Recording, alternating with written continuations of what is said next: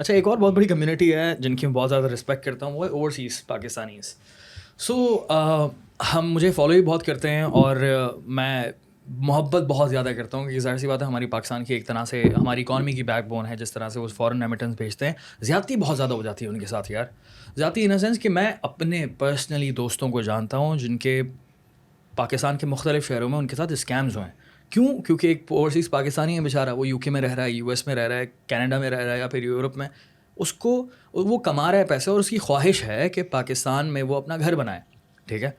अब वो ख्वाहिश जो है वो पाकिस्तान में जो चूना लगाने वाले हैं वो उसको बहुत बुरी तरह से एक्सप्लॉइट करते हैं, उस ख्वाहिश को, उस ख्वाब को। और फिर जो है कुछ एक मेरा एक दोस्त है, वो बेचारा पिछले 6 महीने से पाकिस्तान में रह रहा है इस वक्त। He is from UK, Pakistan में रह रहा है और पाकिस्तान में इस वक्त वो सिर्फ कोर्ट्स के चक्कर लगा रहा है अपनी ज़मीन वापस लेने के लिए, ठीक है? क्योंकि कह रहा है यार मेरी ज़िंदगी की जमा पूंजी यही थी, मैंने यूके में इतना ही कमाया था, मैंने अब इस्लामाबाद में एक सोसाइटी में पैसा लगा दिया, अब मैं क्या करूँ? मुझे वो पैसे चाहिए वरना तो मेरी ज़िंदगी के 20 साल ज़ाया हो चुके हैं।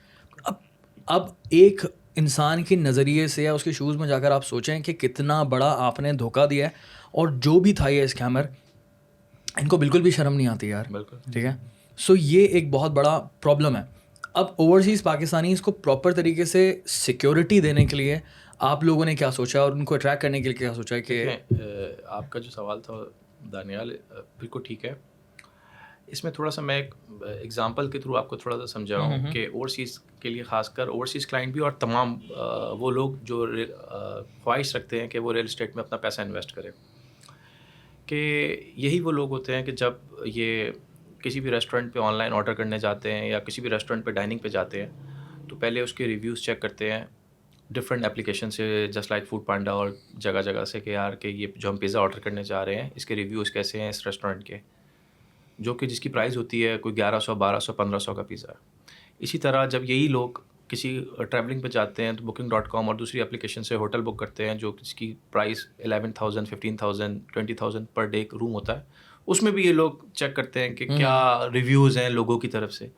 और जहाँ जब ये लोग अपनी ज़िंदगी भर की इन्वेस्टमेंट करने जा रहे होते हैं तो वहाँ ये डेवलपर का पास ट्रैक रिकॉर्ड क्यों चेक नहीं करते कि ये जो बिल्डर है, जो भी डेवलपर है, इसने कितने प्रोजेक्ट डिलीवर करे हैं, या जो ये बंदा है इटसेल्फ इसकी क्या क्रेडिबिलिटी है, इसको मार्केट में कितने लोग जानते हैं। तो बस कोई भी अच्छा सा इश्तिहार देखते हैं, कोई भी नया प्रोजेक्ट आया, पास्ट पीछे कौन लोग हैं, क्या हैं, नोबडी नोज़, और अपनी ज़िंदगी भर की इन्वेस्टमेंट लगा देते हैं। तो फिर इनके साथ स्कैम होने का ख़तरा बहुत ज़्यादा होता है, बहुत ज़्यादा हो जाता है। True. तो मैं ओवरसीज़ क्लाइंट्स और तमाम लोगों के लिए कि प्रॉपर्टी लेने से पहले जिसके पास भी आप ले रहे हो एटलीस्ट उसका पास्ट ट्रैक रिकॉर्ड आप ज़रूर चेक करें।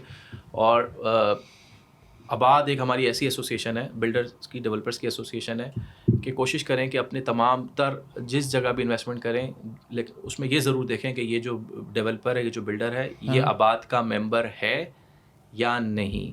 क्योंकि अगर वो आबाद का मेंबर होगा तो दैट मीन्स आपके साथ पूरी पीछे एक एसोसिएशन खड़ी है, कल को कुछ भी होता है तो आपको आबाद सिक्योर करने के लिए खड़ी हुई है। और अगर आपने किसी ऐसे बंदे से कर लिया जिसका कोई पास्ट ट्रैक रिकॉर्ड नहीं है, किसी जगह उसकी एसोसिएशन से रजिस्टर्ड नहीं है, और कल आप कहीं स्कैम में फंस गए, तो फिर आपको कोई सिक्योर करने वाला इतनी आसानी से आपके साथ कोई प्लेटफॉर्म नहीं मौजूद। और अभी जो इन्फ्लेशन का टाइम चल रहा है, तो आपको लगता है कि ये सही टाइम इन्वेस्ट करने का?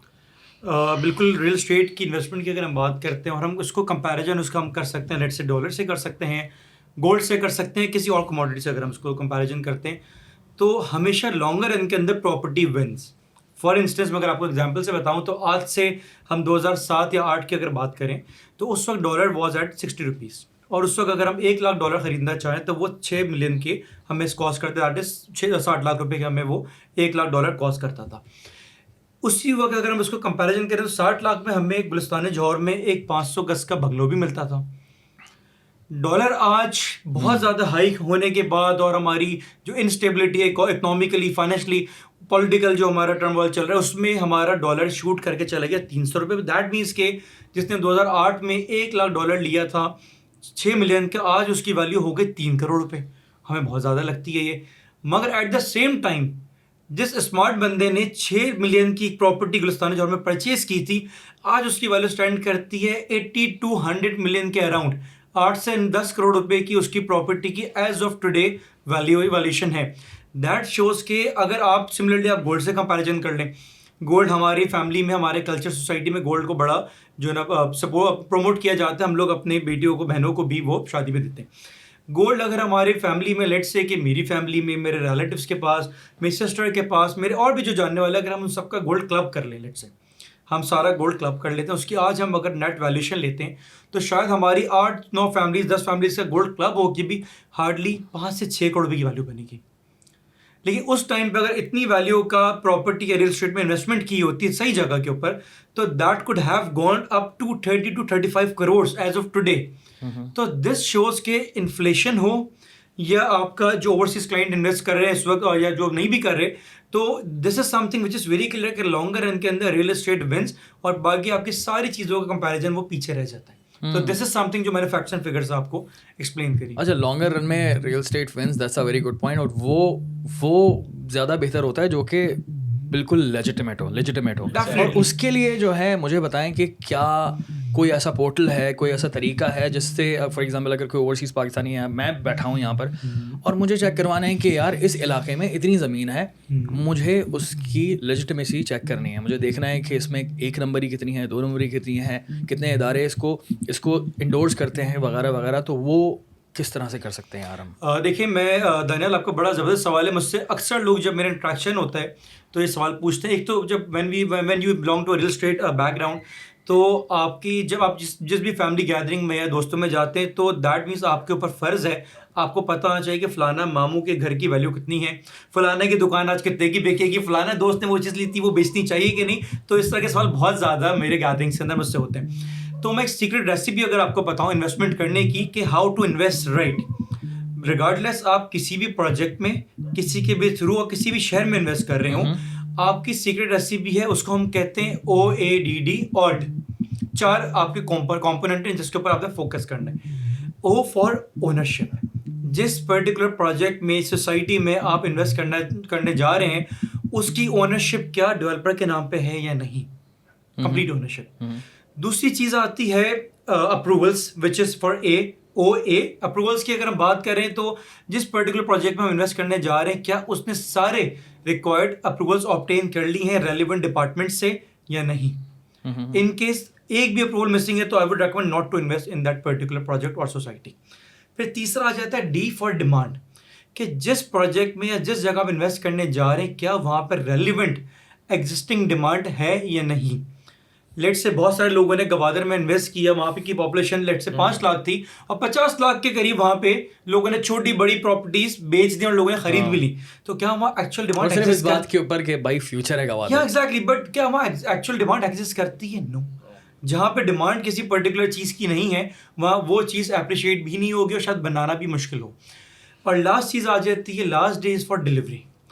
जिस प्रोजेक्ट में, जिस सोसाइटी में आप इन्वेस्ट करने जा रहे हैं, क्या उसका ट्रैक रिकॉर्ड आपने चेक किया है, उसने पास में कोई प्रोजेक्ट बनाया भी है कि नहीं।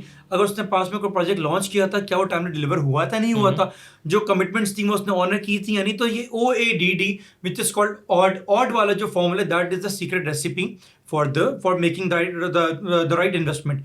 सिमिलरली आपने पूछा कि कोई चैनल हमारे पास हो जिसके थ्रू हम सारी चीज़ें वेरीफाई कर सकें। तो इमारात ग्रुप ऑफ कंपनीज के अम्ब्रेला में एक हमारी एंटिटी है which is called PropSure। PropSure is basically sort of a car inspection service जो कि यहाँ पे पार्क व्हील्स ऑफर करता है। आपने कोई भी प्रॉपर्टी खरीदनी है, आप PropSure से रिक्वेस्ट करें, वो आपको उस प्रॉपर्टी की complete verification, land use documentation, वो कब लॉन्च हुआ, कौन उसका टाइटल ऑफ ओनर किसके नाम पे, सारी चीज़ें इंक्लूडिंग दीज थिंग्स के क्या फ्यूचर में कभी उस प्लॉट के ऊपर से कोई हाई टेंशन वायर तो नहीं गुजरेगी, क्या इसके नीचे से कोई नाला तो नहीं गुजर रहा, क्या यहाँ जाके कोई कॉम्प्लिकेशन या कोई यहाँ पे लेट्स से कि कोई इंटरचेंज तो नहीं बनने जा रही, कब्जे की जमीन तो नहीं है। सॉरी, क्या ये कब्जे की जमीन तो नहीं है? डेफिनेटली कब्जे की जमीन तो नहीं है। उसमें आपको ये तक पता चल जाएगा, लेट्स से मैं ओवरसीज पाकिस्तानी हूँ या मैं कराची बैठ के इस्लामाबाद इन्वेस्ट करना चाहता हूँ, तो मैं जिस प्रॉपर्टी की वेरिफिकेशन कराऊंगा, मुझे ये तक पता लग जाएगा कि इस प्रॉपर्टी से जो मेन सारी चीज़ें, लेट्स से स्कूल कितना दूर है, कॉलेज कितना दूर है, इंफ्रास्ट्रक्चर है नहीं है, दुकानें हैं नहीं है, मार्ट है नहीं, मस्जिद कितनी दूर है, ये सारी चीज़ें इस रिपोर्ट में अप टू 52 कंपोनेंट्स कवर हो सकते हैं, सब्जेक्ट टू कि आपने कौन सी रिपोर्ट रिक्वेस्ट की है। तो this is a easy solution. हमने इस्लामाबाद में सर्विस लॉन्च की थी इन कोलैबोरेशन विद CD है जो कि लाइव है, तो बाकी शहरों में भी इंशाल्लाह इसको हम लाइव करने बहुत जल्दी सिर्फ इस्लामाबाद में ही है? इस्लामाबाद में। उसके अलावा if somebody wants to enquire regarding any property, तो वो grana.com या PropSure को रिक्वेस्ट कर सकता है, तो हम वो सर्विस उनको इंशाल्लाह विद इन नेक्स्ट 24 आवर्स उनको हम रिपोर्ट जनरेट करके अच्छा, कराची के लिए पता कर सकते हैं कि यार डेफिनेटली कर सकते हैं, बिल्कुल कर सकते हैं। अच्छा, ये तो बहुत बड़ी आसानी हो जाएगी, ये तो एक तरह से सदका जारिया भी है। कितनी बड़ी मदद है यार ये, आप समझ लें आज से पहले जिस तरह पाक व्हील ने इंट्रोड्यूस कराया गाड़ियाँ खरीदने के लिए, अब एक मार्केट में ट्रेंड बन चुका है कि मुझे कोई कार परचेज करनी है तो वो मुझे कहता है कि जी पाक व्हील का 10 आउट ऑफ 9 है, तो मैं कहता हूँ यार अच्छी गाड़ी है, मुझे ज़रूरत नहीं है कि मैं मैकेनिक के पास या किसी को दोस्त को लेकर जाऊँ कि यार गाड़ी चेक कर ले। उसमें पेपर का भी होता है, हर चीज़ गाड़ी कागजात का भी होता है, ईच एंड एवरीथिंग की आपको वो एक पेपर बना के दे देते हैं। तो जस्ट एज एग्जैक्ट PropSure भी अब यही करने जा रहा है। और ये तो लेकिन बात ये है कि घर जो है ना वो तो सब कुछ होता है बॉस, और उसके अंदर अगर आपसे गलती हो गई तो ज़िंदगी भर का एक बहुत बड़ा नुकसान होता है, आपकी सारी ज़िंदगी ज़ाया हो गई है। तो that's a very good thing, that's a very good thing. ये जो रेसिपी मैंने आपको बताई है which is OADD, ownership, approval, demand and delivery, ये 4 कंपोनेंट आप चाहें तो खुद भी इसको कर सकते हो, करना चाहिए आपको। In case you need any sort of support we are there for you, just visit grana.com। हम आपके लिए रिसर्च करके और सारी आपकी ड्यू डिलिजेंस करके आपको बताएंगे कि क्या आपने ये प्रॉपर्टी लेनी है या नहीं, and will make sure that your investment is 100% safe and secure. Very nice, very nice.